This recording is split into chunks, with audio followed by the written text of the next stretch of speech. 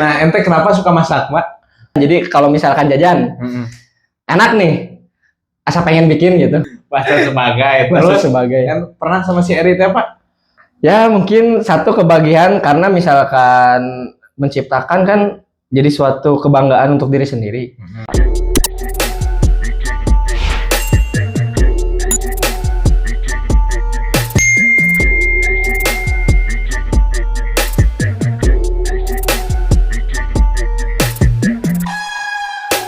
Puba Walfahri. Hah? Puba Walfahri. Puba Walfahri. Walfahri. Walfahri.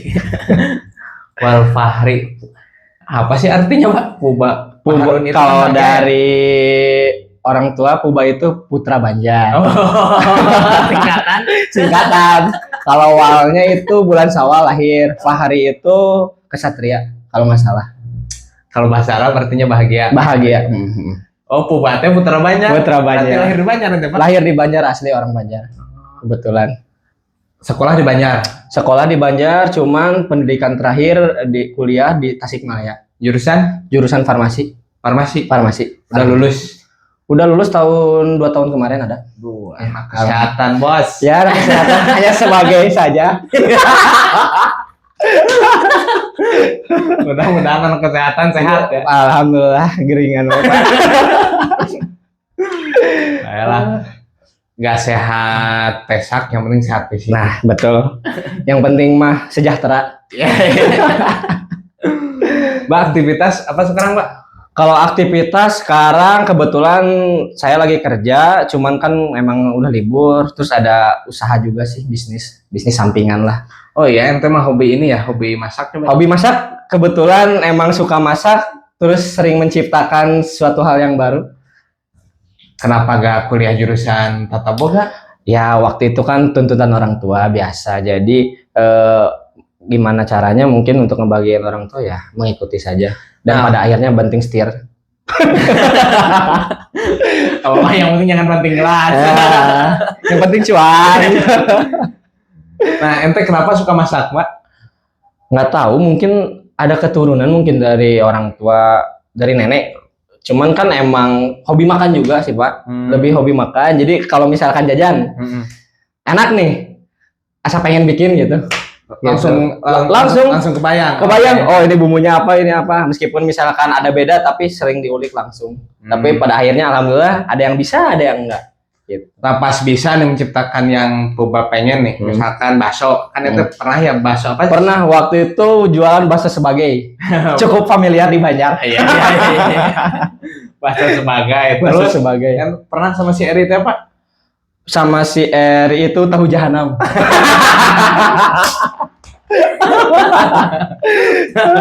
Tahu jahanam. Terus sekarang teh apa, Pak? Kalau sekarang lagi memanfaatkan momen Ramadan, jadi bukanya icip-icip crispy. Nah di situ itu kondimennya banyak, ada jamur, usus, tetelan sama tahu juga. Gitu. Cuman yang dominan paling familiar favorit di daerah ini mah usus sih sama jamurnya. Yang usus crispy. Nah, ente kalau misalkan bisa menciptakan sesuatu masakan ya, kebahagiaannya apa ente, Pak? Ya mungkin satu kebahagiaan karena misalkan menciptakan kan jadi suatu kebanggaan untuk diri sendiri. Terus juga bisa bersaing dengan, contoh kalau misalkan brand yang lain kan kita sama-sama menciptakan dengan brand yang lain. Ya suatu kebanggaan aja sih, lebih kebanggaan. Tapi ente udah mulai bagus ya dulu nih bakso sebagai, sekarang katanya mau dirintis kembali ya. Iya. Karena kemarin kesibukan. Iya, kesibukan kerja juga. Sekarang juga icip-icip crispy. Iya. Kurangnya apa sih yang kurang dari ente? Konsisten mungkin. Tapi kan ya mungkin seumuran saya kan masih labil lah, mungkin umur 20-an. Ente 20 usia? Usia sekarang 25. 25. Kerasa 25 ya? 25. Usia 25, cuman ya mungkin kesibukan ya namanya juga apa? Survive mungkin ya. Mencoba ke sana ke sini, ya insya Allah mungkin kedepannya mah lebih dikonsistenin lagi gitu. Tapi lumayan Pak, masakan ente itu banyak yang testimoninya bagus Mas. Alhamdulillah. Karena jualan juga di TikTok kan? Jualan di TikTok, alhamdulillah. Untuk khusus sekarang ya di TikTok lagi booming juga penjualan, alhamdulillah. Cuman belum sempat live, cuman share link aja gitu. Namanya apa, Pak? Sebagai Crispy, tetap nama sebagai. Sebagai apa sih maksudnya sebagai? Singkatnya mah sebagai mah pokoknya semua orang bisa menjadi sebagai, misalkan bisa jadi presiden gitu. Pokoknya mah singkatnya mah seperti itulah, Pak. Jadi semua orang.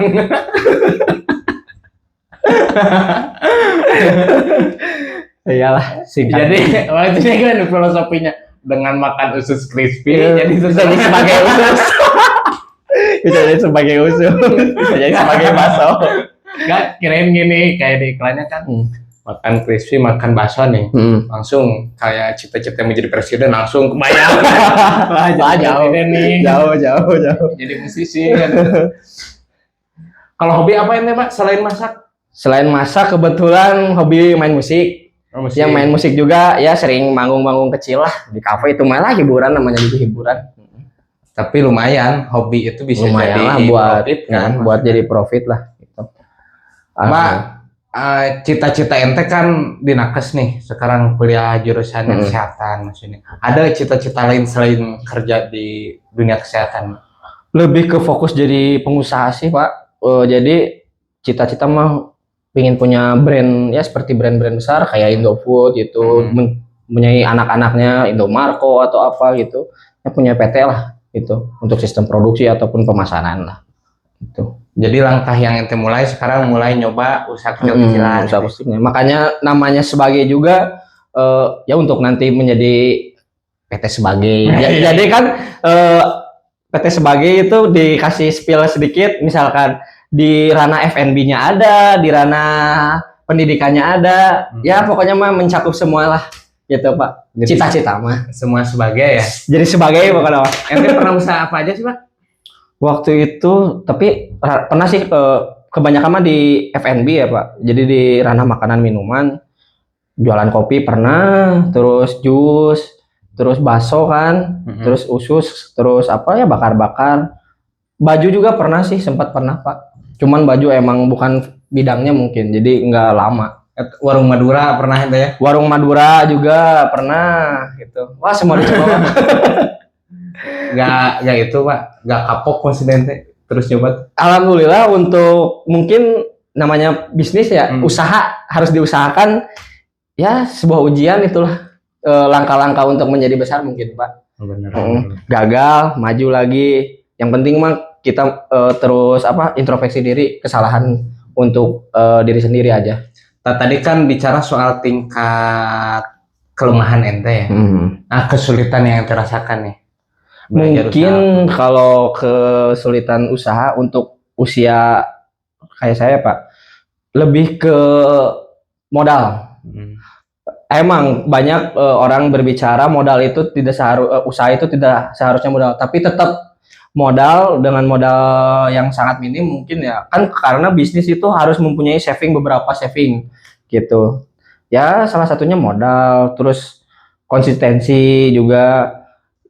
Kalau pemasaran gimana Pak? Nah kalau pemasaran juga kita harus mengikuti market di daerah sih Pak. Jadi kadang di pemasaran kota dengan daerah beda gitu, tetap harus mengikuti analisis di daerah sendiri gitu. Nah ente cara risetnya gimana tuh? Nah, kalau untuk cara riset, biasa keliling kota, misalkan contoh mau jualan usus nih. Kita riset apakah di Banjar udah ada yang jualan usus, misalkan atau bakso. Kemarin terakhir riset usus, ternyata di Banjar baru sedikit. Terus kita mainkannya konsep, bukan untuk menjual ini. Karena kalau menjual mungkin sama ya. Semua pada banyak menjual usus, tapi kita main konsepnya parasmanan. Nah, karena belum ada di Banjar gitu. Kita main psikologi aja. Sama visual. Visual. Lumayan oke, teori bisnis. Gak ide jualan usus dari mana itu? Itu juga idenya cukup lucu. Waktu itu saya main sama pacar saya ya di Tasik. Terus ya pengen kulineran lah, di Tasik kan ada namanya sentralnya di Dadaha ya untuk urusan kuliner. Main ke sana terus ternyata nemu juga nih konsep yang seperti ini. Kayaknya kalau dibuka di Banjar juga cukup lumayan masuk, karena dilihat dari range untuk harga sama modal juga nggak terlalu besar, terus konsep juga masih bisa masuk. Nah dari situ sih lihat lihat pedagang orang lain itu tapi di luar kota gitu. Kalau sekarang ente berarti bisa ngeluarin berapa nih sih? Berapa porsi? Porsi kan apa Paling kilo kilo? sehari masih 5 kilo lah. Nah, 1 kilo itu bisa berapa porsi? Pokoknya kalau 5 kilo itu habis sampai 200 lebih lah, 200 porsi. 200 lebihan. 250 lah. Nggak, itu harganya berapa berarti ente jual? Mulai dari 5.000, murah meriah. Nah, kalau 5.000 berarti 1 kilo bisa jadi berapa bungkus tuh? Berapa ya? Dibagi 5 mungkin ya, Pak.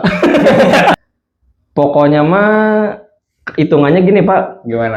Lebih ke skala digedein, Pak. Skala digedein, terus perhitungan modal sama pendapatan itu jadi harus dikurangi pengeluaran. Jadi untuk per porsi kalau misalkan dihitung sekilo, kadang kan beda-beda. Kita maininnya di plastik gitu, tapi tidak mengurangi modal awal. Gitu. Nah, keuntungan marginnya berapa persen, Pak? Makanan saya kan makanan itu paling minim itu 30%. Saya ngambil di pertengahan 40.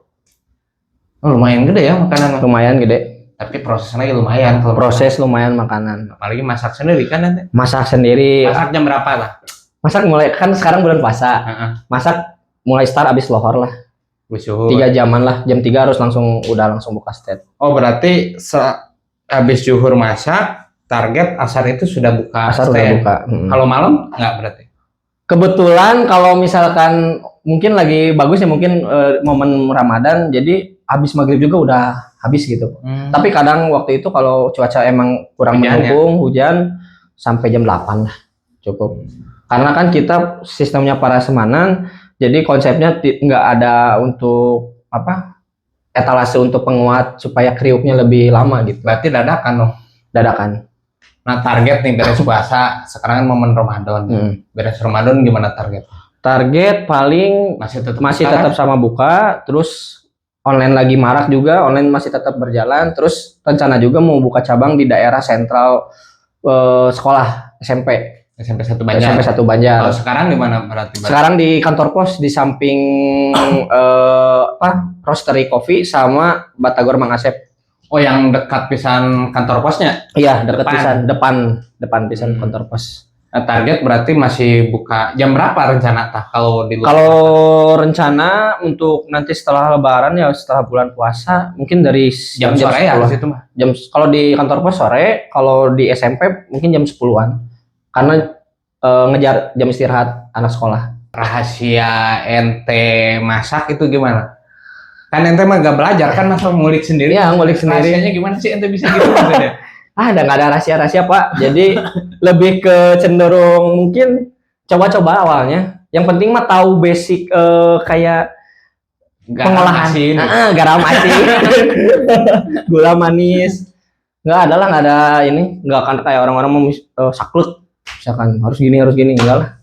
Ini mengulik aja sendiri. Oh, ente otodidak ya? Otodidak lah. Ini dicoba enak. Iya, coba enak, gagal tinggal kurangin. Nah, pola nyobain ke suruh nyoba ke orang apa ente sendiri yang nyoba berarti? Nyoba ke orang. Jadi untuk ini mah menurut saya, Pak, untuk makanan itu untuk jualan F&B itu coba aja dulu diri sendiri. Kalau menurut sendiri enak, masa untuk menurut orang lain gak enak? Tapi lebih amannya kalau untuk menurut sendiri enak, ya udah untuk orang lain nanti bisa dipertimbangkan gitu. Nah, biasanya orang lain nyobanya berapa orang? Misalkan saya waktu 3 itu orang yang tes udah berarti 10 lah, minimal 10. Jadi minimal satu makanan ketika kata kita udah enak, tes ke 10 orang gitu. Tes 10 orang gitu kan, bisa 50-50 gitu. Oke, Pak, closing statement, Pak. Ente selaku Gen Z yang hari ini banyak pilihan, banyak keinginan gitu kan, dan belum konsisten gitu. Mudah-mudahan ke depan ente semakin konsisten lah. Karena ya mubazir maksudnya. Ya untuk anak-anak zaman sekarang pokoknya mah tetap konsisten, terus jangan lupa selalu melibatkan yang di atas. Karena di enggak seberhasil apapun usaha kalau tidak melibatkan di atas nonsen. Cukup sih segitu, Pak. Oke, teman-teman semuanya, ya obrolan ringan, mudah-mudahan ini bisa memberikan manfaat. Dan untuk generasi muda, jangan takut untuk mencoba. Pokoknya mah gaskeun ya. Gaskeun pokoknya mah welkeun. Oke, jangan lupa like, comment, and subscribe. Terima kasih.